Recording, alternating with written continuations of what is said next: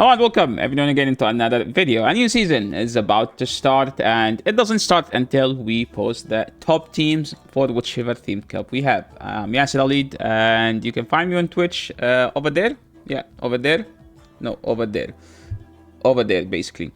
Click on the link. Follow my stream where I stream my battles like almost on daily basis, and on the YouTube channel I try different content such as the best teams that can help you out to climb in the Go Battle League. So Dual Destiny. What's the difference between Dual Destiny and Max Update? It's not that big of a difference, but there is some Pokemons that needed a small push to be meta, and they got the small push. I made a video previously talking about the top winners of the new season. Make sure to go and watch it because you need to invest in those Pokemons. But now, for this video, we'll talk about the best Pokemons and the best teams so you can spam them in the Go Battle League. And now, let's start with the main Pokemons. If we take a look at the PV Poke ranking, this ranking is not live yet.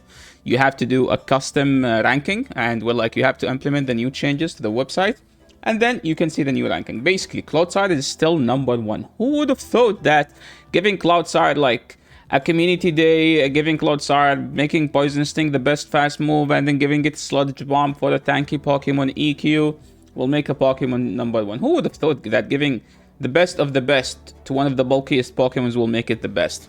Who would have thought? It seems that Niantic thought that, and we are living in the Cloudsire meta. #2 is Corsola. So Corsola currently exists in the 7-kilometer eggs, and it's basically a money drain because it's a kind of a rare hatch. Every 9 eggs, you're lucky to hatch 1, 2 sometimes, but you have to be extremely lucky. And then you have to trade them because this thing has to be rank 1. Because it has to be rank 1. The difference between rank 1 Corsola and the Raid IV is the difference between rank 1 Lickitung and Raid IV. It's actually very big of a difference, not just that. I'm talking about the rank 1 from research and rank 1 with the 0 attack. So you do need a traded Corsola, so make sure you hatch yours and then trade them with your friends so you can get a low attack one. Prime Ape, they removed the nerf to Rage Fist, so it's no longer nerfed, and Prime Ape is kind of a good safe swap in the current meta because Rage Fist is just so spammy. 4 fast moves, 4 seconds, and you will have Rage Fist, 5 seconds, and you will have a close combat. So if you fist first, you can just close combat and win the game. Mandibuzz is still a decent safe swap. Diggersby is still in the top 5. Diggersby got a it's not a huge buff, but it's the buff that Diggersby needed. Make Fire Punch better, so it will make Diggersby even better. Cloudsire, but the difference here is that Cloudsire here has Stone Edge. You do need to run Poison Sting and Sludge Bomb because that's how you're supposed to be the Diggersby. The Dunsparce. Gastrodon, still one of the best Pokemons in the meta. Shadow Feraligatr, Azure Feraligatr, Carbink, Pangoro, and followed after. But now let's talk about the main Pokemons. Let's divide them in 3 different categories: good leads, safe swaps, and closets. Lead Pokemons are generally Pokemons that have decent fast move pressure and a baiting move. Safe swaps are generally Pokemons that benefit from having energy lead, and they don't necessarily need good fast move pressure, but they need good charge move pressure. Closets are generally Pokemon that have the potential to nuke. A good lead would be Feraligatr, a good safe swap would be Feraligatr, a good closer would be Feraligatr. That's an exception because Feraligatr is exceptional Pokemon. A good lead is actually the Alolan Sandslash. Alolan Sandslash got a buff to Ice Punch. What does that change? What that change basically is that you no longer need the Shadow Sandslash. You can just run the non-Shadow and it will be as good, because in the past you need the Shadow because the non-Shadow does not do enough damage from the Ice Punch and the Part of the Snow. Now it should do enough damage. As an example, do you know that Alolan Sandslash now doesn't need Alolan Sandslash, the non-Shadow does not need to shield the EQ from Cloudside because you live that and you can still get to 2 moves. I think you can get to a 3rd one. I am not sure about that. It depends on your IV. Diggersby is a Pokemon that now gets bullied by Sandslash because, again, you don't need to run the Shadow, and the non-Shadow lives a Fire Punch and can still get to 2 charge moves, which win you the Zero Shield. Pangoro is good because expect those 2 Pokemons to be everywhere. So Pangoro is good because it destroys both. Machamp is supposed to be good, but to be honest, Machamp is just slow.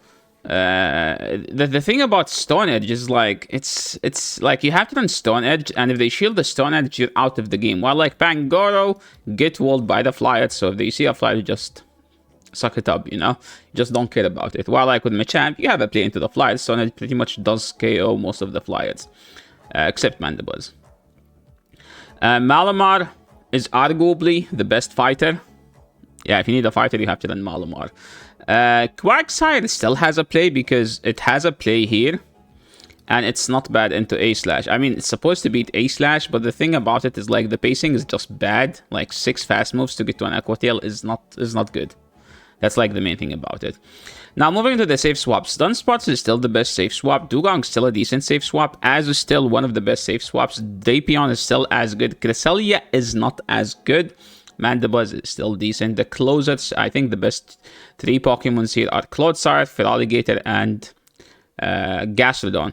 Now, honorable mention to Serperior, Jumpluff, and Wigglytuff. Those Pokemons are still good. The problem is like they are just they just get walled sometimes, and that's the reason people just don't use them. But to be honest, Serperior is decent, especially if you get it locked in against a water or a ground. Jumpluff is good as long as you don't get it against Dunsparce or an ice Pokemon. Wigglytuff is good in the neutral leads. There is a Pokemon that I didn't talk about, and I will talk about it in a couple seconds. So, not now. Some anti-meta picks that are still decent. I think Tropius is still the best one here. No, it's actually not. The best one here is actually Talonflame. Talonflame is still decent.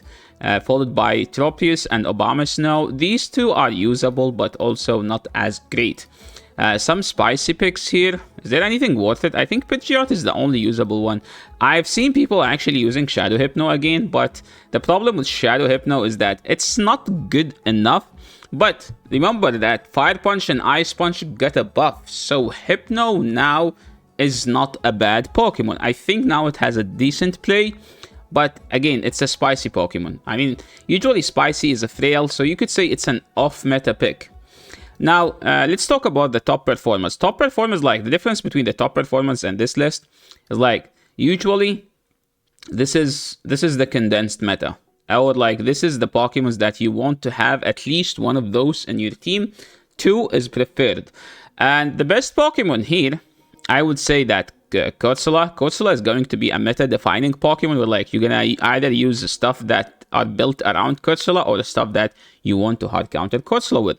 Because Corsola is good against Clodsire, but I think I saw something that Clodsire 2 EQs actually do enough damage to KO, so that's another reason why you do need a tanky Corsola. Talonflame, decent. Again, Drapion, you just spam crunches and annoy the heck out of them. Toxapex has a play, and we saw actually PvP David won a regional tournament with it. So it deserves some respect because people are still going to use it, you know, like stuff like Azu and Feraligatr, and those two just almost have no play into Toxapex. Dugong, I think Dugong is pretty much the only Pokemon in the history of the game that never get a nerf, and regardless, it always has a spot in the meta.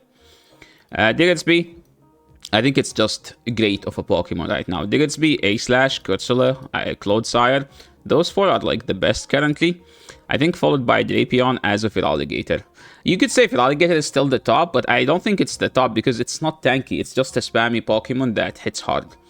So we talked about the top performing Pokemons. Let's talk about the top performing teams. And I'm using the teams from last season, but I'm just going to change them in a way where like they are extremely solid for the next season, which is starting tomorrow.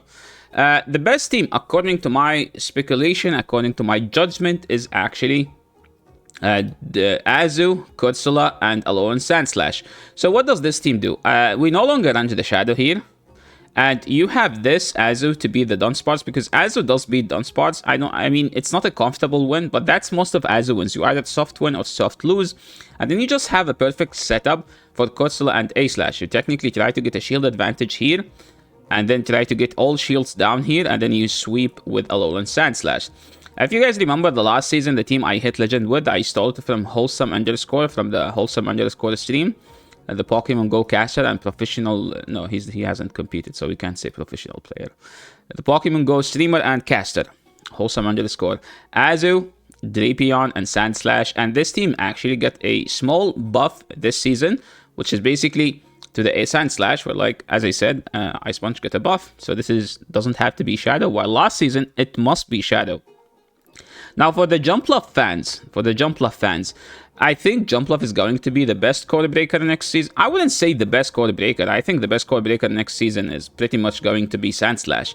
But another Code Breaker into the next season that people just don't find it comfortable to use, it's Jumpluff. It's good at winning some leads, but the problem with it is, like, if you lose the lead, you're pretty much gonna get RPS'd, because, you know, like, if you lead Jumpluff into Dunsparce, you're gonna swap into this, they will bring in Gastro or Kwak. If you swap into this, they will just bring in their Grass or, like, their Flyer, and then just wall the heck out of you. So that's why people just dodge playing Jumpluff, because most of Jumpluff teams are just a straight RPS. So that's why you have to play Dunsparce to soften the RPS factor. But what team will you be running, Yasser? I will be running this team, Azu Double Ghost 2.0. It's more like 7.0. But Yasser, Feraligatr is not Ghost. You think you're funny when you're saying that? What does Feraligatr has? Where does Feraligatr's damage come from? Shadow Claw, it's Ghost. So Corsola is going to be my go-to Ghost Pokemon. Last season I used the Drifblim for a couple days. But the problem with Drifblim is just you always have to shield it. But with this team, you only care to shield Feraligatr, and those two are just there to soak the damage. The team is kind of soft to Dunsparce.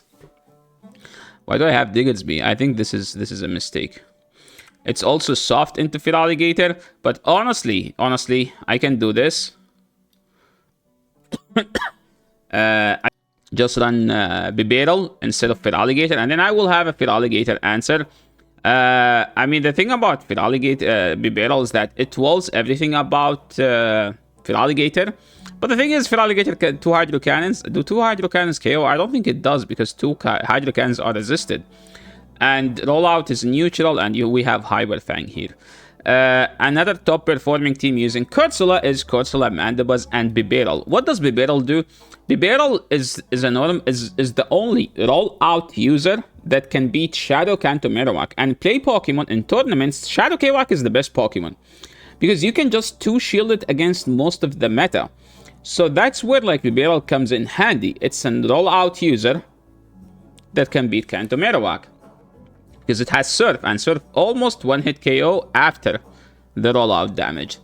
I think you have to play the 1 to win that, but yes, if they swap late, well, technically, Kwak is getting to a move in 4-3. But yes, you can always leave with a shield advantage as well. If you are a Superior fan, I do believe that this is a great Superior team. The third could be Mandibuzz. I've seen it with Mandibuzz. I've seen it with the Clodsire, but Superior always need a Dunsparce. Why? Because this thing is weak to Flyers, and this is technically the best Flyers counter in the current meta. You could also do this, honestly. You don't have to use Dunsparce. I hate Dunsparce, so I'm just going to use Bibarel if I'm going to use this team. Now, moving into a tap-tap team. So, this team is basically tap-tap, no skills. You don't need the skills because you just need to tap your screen to the win. Corsola with Wigglytuff, and here you need Shadow Kanto Marowak. If you don't have Shadow Kanto Marowak, you can just run Diggersby like me. I don't have Kanto Marowak, I have Diggersby, so I'm just going to use my Diggersby. This is another tap-tap team. The third could be Gastrodon here, but yeah, the team, basically, you try to play the lead, you soft win the lead, you invest in the lead, and then when they bring in Dunsparce, you have this to beat it. If they bring in a Flyer, you have this to beat it, right? So it's like you have to invest in winning the lead. When you lead Wigglytuff, you have to try to win the lead. If you hate A-Slash, if you hate Diggersby, I do believe that this is one of the best teams to beat the Diggersby and the A-Slash. You could either do Azu here, honestly, as well. The problem with Pangoro teams is that they are weak to Mud Slap at Safe Swap. So if they safe swap a Mud Slapper, it's just extremely annoying. But that's GBL. If you will always be weak to something. Now, we talked about the top performing teams. Let's move into the top performing top teams from top players. These teams were provided for like last season, but I'm gonna change them in a way where they can fit for this season. But I'm not gonna change anything. I did not change anything to the Pokemon Go, because that's why he's one of the greatest players of all time. Because his team Maybe he see the future. Maybe he knew. Because his team is actually buffed this season. Where like Diggersby get a buff, Sandslash get a buff. But Yashit Sandslash is a Pokemon that's good against it. Yeah, Pokemon. The Pokemon Go doesn't like to play against weak Pokemons. He will always try. He always want to be weak against good Pokemon. So he find it challenging. If you don't believe me, watch his stream. He's always weak to a very meta Pokemon, and he always pulls some sick wins. Diggersby, don't sleep on Diggersby. It's insane. Brandoni, this is his last season team, and if we take a look at the team, it's technically here we get a buff. Here is still the best. Here still too good. Soft off team. This is the team she used to hit Legend. Diggersby get a buff. This thing is still number 1 on PvPoke. This is still the best Pokemon in the game. That's all the team. Now, this guy, whatever his name is, Elam, this is the team he used to hit number 1 in the leaderboard. He didn't just hit number 1 leaderboard. He hit number 1 twice, and he is number 1 in play Pokemon. So he's kind of like now John Wick of PvP. Except that John Wick can win a regional, Elam still can't win a regional. The Wholesome team. Is there any changes about this team? I don't think you need to change. If you have this team, if you follow Wholesome, I think he's going to modify it a bit, but I still think that his team is still insane.